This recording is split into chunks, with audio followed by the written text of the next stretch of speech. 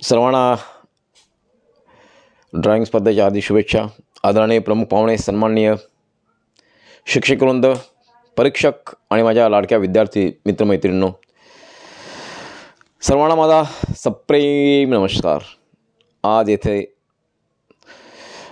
आम्ही केवळ एक स्पर्धा पाहण्यासाठी जमलेलो नाही, तर मनातील भावनांचा रंग, रेषा आणि कल्पनांच्या माध्यमातून आकार देण्याचा एक पवित्र मंच पाहण्यासाठी इथे आलेलो आहोत.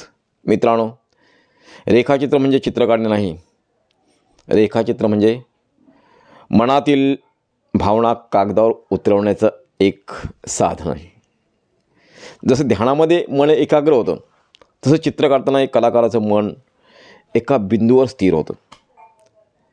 त्यावेळी तुमचा हात चित्र काढत नसतो, तर तुमचं अंतःकरणातलं चित्र तिथे बोलत असतो. आज तुम्ही जेव्हा रंग निवडता, तेव्हा फक्त रंग नाही, तर विचार, स्वप्न आणि मूल्य निवडत असता. जर तुमच्या चित्रात निसर्ग दिसतोय, तर तुमच्या मनातील शुद्धतेचं ते एक दर्शन आहे. जर तुमच्या चित्रात आई, वडील, गुरु, संत, देश, समाज दिसतोय, तर तुमच्यात असलेल्या संस्कारांचं ते एक प्रतिबिंब आहे. मित्रांनो, भगवान गौतम बुद्ध म्हणतात, मनच सर्व काही आहे, आपण जसा विचार करतो तसं घडतो. गीतेमध्ये म्हटलं जातं, यथा दृष्टी तथा सृष्टी. म्हणून आज सकारात्मक विचार रंगात भरा. आशा, प्रेम, सेवा, शांती याने आपलं शरीरामधून वाहू द्या, तुमच्या रेषामधून वाहू द्या. तुमचं चित्र जिंकलं नाही